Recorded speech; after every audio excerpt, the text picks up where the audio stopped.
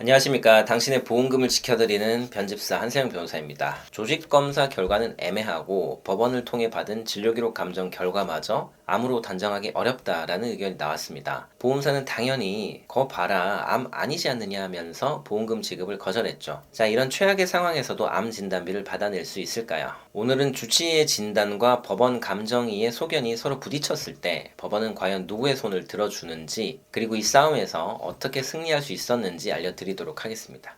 오늘의 의뢰인은 손에 생긴 가려움증 때문에 피부과를 찾았다가 균상식육종이라는 아주 생소한 이름의 진단을 받았습니다. 균상식육종은 피부에 발생하는 림프종, 즉 피부암의 일종인데요. 의뢰인은 의사의 진단에 따라 가입해 두었던 보험사에 암진단비, 특정암 진단비 등 총 4천만 원을 청구했습니다. 하지만 보험사는 단칼에 지급을 거절했습니다. 조직검사 결과만으로는 암이라고 확정할 수 없다는 것이 이유였죠. 결국 의뢰인은 저희를 찾아와서 소송을 결심하게 됐습니다. 이 사건의 핵심은 의학적 진단의 불확실성이었습니다. 보험사는 조직검사 결과가 암이라고 딱 떨어지지 않았다라고 주장했습니다.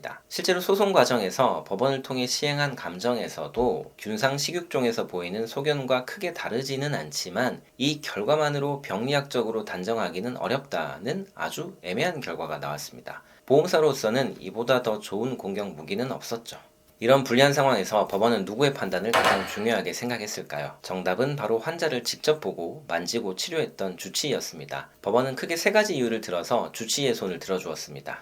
첫째, 진단의 종합성입니다. 법원은 암의 최종 진단은 조직검사 보고서를 토대로 환자의 임상 증상을 직접 관찰한 주치의가 내리는 것이라고 명확히 했습니다. 이 사건의 주치의는 조직검사 결과뿐만 아니라 눈으로 직접 본 피부 병변의 모양, 색깔, 변화 과정 등을 종합해서 균상식육종이라는 최종 진단을 내렸습니다. 둘째, 감정의의 한계입니다. 법원은 서류와 조직 슬라이드만 본 감정의의 의견은 환자를 직접 보지 않았기 때문에 오히려 의학적으로 부적절할 수도 있다라고 지적을 했습니다. 피부암 진단에서 가장 중요한 눈으로 보는 소견이 빠진 감정은 한계가 명확하다는 것이죠. 세 번째, 다른 의사의 의견입니다. 의뢰인은 중간에 다른 대학병원을 방문하기로 했었는데요. 해당 병원 의사 역시 균상식육종에 부합하는 소견으로 판단된다라면서 결국 주치의의 진단에 동의했습니다. 결론적으로 법원은 감정의의 모호한 의견보다는 환자를 직접 진료한 주치의의 진단에 더 큰 신뢰를 보내야 한다고 판단했습니다. 그래서 의뢰인에게 보험금을 전부 지급하라고 선고했죠. 이 사건은 우리에게 매우 중요한 사실을 알려줍니다. 보험사가 일부 의학적인 견해를 가지고 암이 아니다 라고 주장을 하더라도 그것이 끝이 아니라는 것입니다. 특히 균상식육종처럼 임상 증상이 진단에 매우 중요한 질병의 경우에는 환자를 직접 대면한 주치의의 소견이 얼마나 큰 힘을 가지는지 명확하게 보여주는 판결입니다. 만약 진단이 애매하다는 이유로 보험금 지급을 거절당했다면 섣불리 포기하지 마십시오. 주치의 진단 근거를 명확히 하고 법리적으로 이를 뒷받침할 전략을 세우는 것이 무엇보다 중요합니다. 복잡하고 어렵다면 제가 도와드릴 테니 연락을 주시면 되겠습니다. 그럼 저는 다음 시간에 다시 찾아오도록 하겠습니다.